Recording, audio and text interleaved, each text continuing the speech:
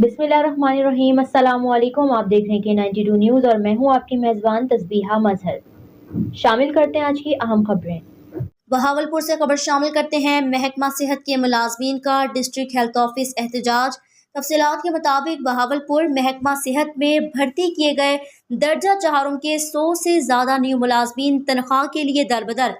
तनख्वाह मुतासरीन DCO बहावलपुर के सामने पेश तो कभी अकाउंट ऑफिस पेश, दफ्तर एंटी करप्शन और CEO हेल्थ ऑफिस के भी चक्कर, मगर अफसरान की नाअहली या अदम दिलचस्पी मुलाजमीन की तनख्वाह जारी न हो सकी।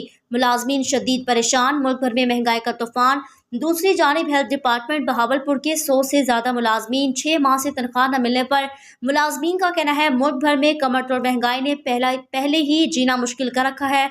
आज के दौर में एक माह की सैलरी ना मिले तो घर का निज़ाम उजड़ जाता है। हम गरीब तो 6 माह से सैलरी से महरूम हैं, घर का चूल्हा जलना मुश्किल हो गया, कर्जे ले लेकर खा रहे हैं। अब कर्जेदार जगह जगह रोक कर कर्ज वापस मांगते हैं। हमें शदीद परेशानी और शर्मिंदगी का सामना है। हुकाम बाला से अपील करते हैं हमारे मसाइल हल किए जाएं, नहीं तो हम खुदकुशियों पर मजबूर हो जाएंगे।